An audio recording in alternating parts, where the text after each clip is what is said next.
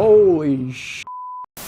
Welcome to Shadow Alley. On this channel we talk about horror movies and silicone masks and other creepy things, so if you're into that sort of stuff, feel free to subscribe and stick around, right? Yeah, that's right. Holy heck. So, obviously, I bought me a little something here.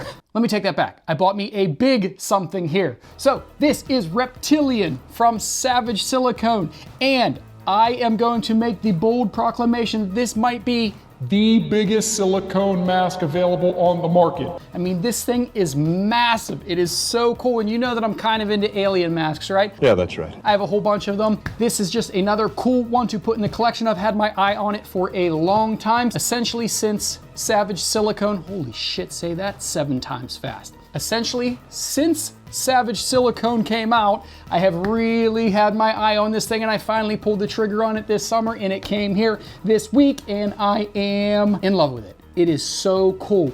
Obviously, one of the selling points, it's a beautifully made mask. Another selling point, the attention to detail, just like all the big dogs in the space, is awesome. The veining is awesome, the splotching, the color, very cool. Very cool. Very awesome design. Those eyeballs are really, really interesting. I don't know if you can see that close, but just tons of like weird red veining in the eyeballs. It just looks cool, and it kind of borders that line between a little bit goofy and cartoony, but still really realistic and weird, kind of like a 50s B alien movie. Very freaking cool. But the elephant in the room, excuse the pun, is that it is massive. It is so freaking big. That's what she said. Let's look at some of my other, what I would have said were really big masks, and see just how big this thing is beside them. So how about another alien mask from Immortal? Let's check it out.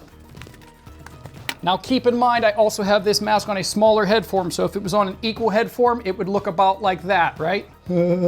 Look how big that thing is compared to what used to be, I thought, a pretty massive mask. Let's look at another one.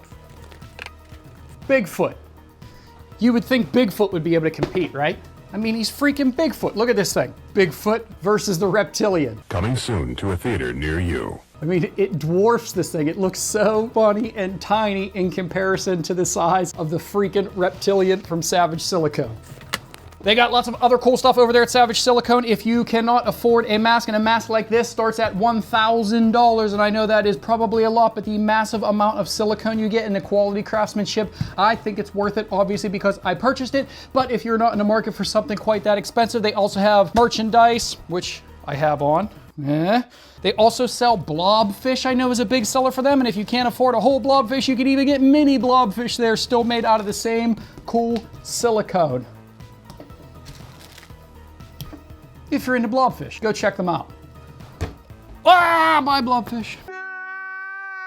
Sorry, blobfish. But we don't just buy masks because they're cool. Well, we kind of do, don't we? We buy masks because they're cool, but they still need to move well, and they need to look really good on film. So let's go do a movement video and see how it looks with a whole bunch of light and more movie appropriate lighting. Let's go.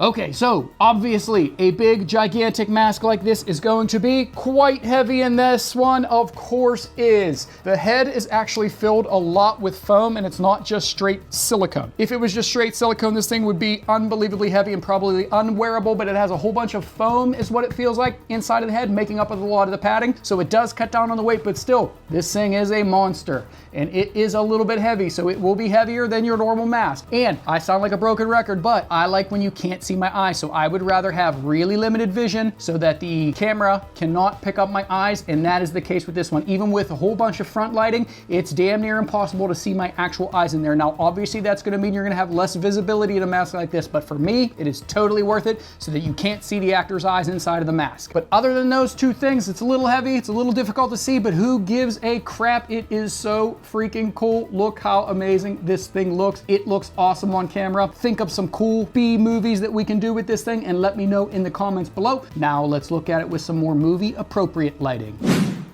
Oh, I'm pretty sure I make that sound every time I go to the movie appropriate lighting, but it's because these things look so damn cool. Even in the light, I think this one would have been okay. Since it's a little bit cartoony, I think that a lot of bright lighting would be okay, but if you wanted to use this in more of a horror setting, like more horror lighting, I think it looks way, way, way cool, and obviously is going to absolutely 100% disguise your eyeballs and your mouth, so no one's gonna be able to tell it's a mask. And I think this thing blurs the line pretty well between doing a 50s B movie a little bit more cartoony and doing like a more updated horror movie with this thing coming out of the darkness. I think you could go either way with it, and that is really totally cool to me, and I can't wait to do some cool stuff with this on this channel.